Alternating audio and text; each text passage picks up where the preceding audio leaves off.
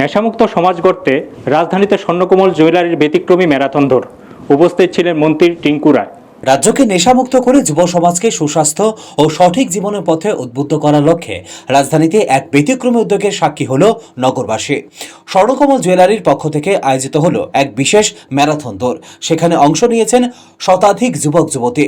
অনুষ্ঠানে প্রধান অতিথি হিসেবে উপস্থিত ছিলেন মন্ত্রী টিঙ্কু রায়, যিনি এই মহতী উদ্যোগের প্রশংসা করে বলেন, নেশার বিরুদ্ধে এই ধরনের সামাজিক বার্তা যুব সমাজকে অনুপ্রাণিত করবে এবং স্বাস্থ্য সচেতনতা বাড়াতে সহায়ক হবে।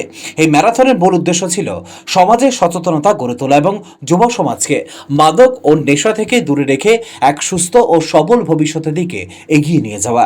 স্বর্ণকমল জুয়েলারি কর্ণধার বলেন, আমরা শুধুমাত্র ব্যবসায়িক প্রতিষ্ঠান নই, সমাজের দায়িত্ব আমাদের রয়েছে। এই দৌড় তারই একটি অংশ। দৌড় শেষে অংশগ্রহণকারীদের মাঝে পুরস্কার বিতরণ করা হয় এবং সবাইকে এই ধরনের সমাজ কল্যাণমূলক কাজে আরও সক্রিয়ভাবে যুক্ত হওয়ার আহ্বান জানানো হয়। ব্যুরো রিপোর্ট, নিউজ তৎকাল 24। গোটা দেশে আজকের দিনে দাঁড়িয়ে আমরা বলতে পারি যে প্রধানমন্ত্রীজির নেতৃত্বে মানুষকে সুস্থ রাখা এবং ভালো থাকার যে মুহিম সেটা শুরু হয়েছে।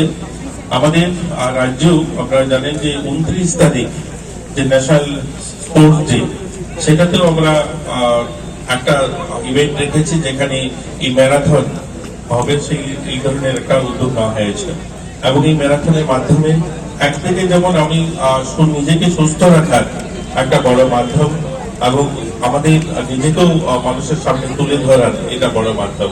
খেলাধুলা আমাদের রাজ্যে ছোট হলেও অনেকগুলো ইভেন্টে আমরা গোটা দেশে ভালো নিজেদের প্রতিভা তুলে ধরেছি।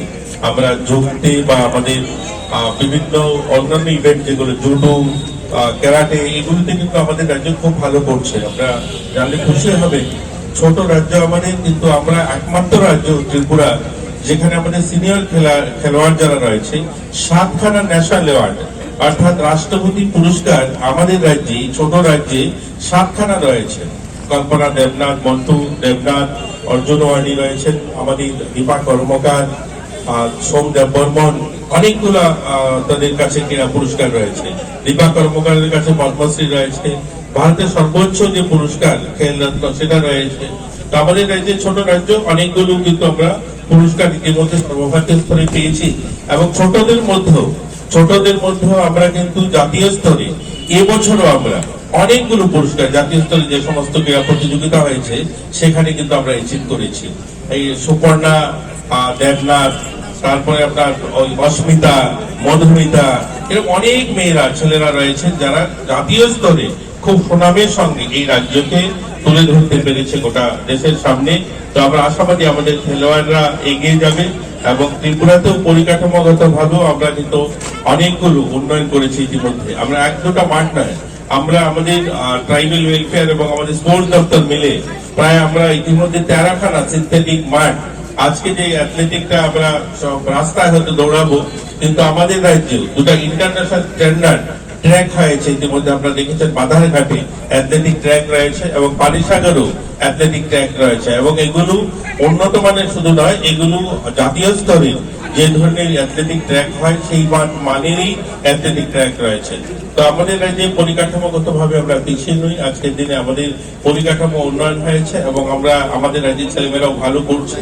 আমরা আশাবাদী আগামী দিন জাতীয় টুর্নামেন্টে বা আমাদের এখান থেকে যে সমস্ত ছেলেমেয়েরা বাইরে যাবে তারা সুনাম অর্জন করবে।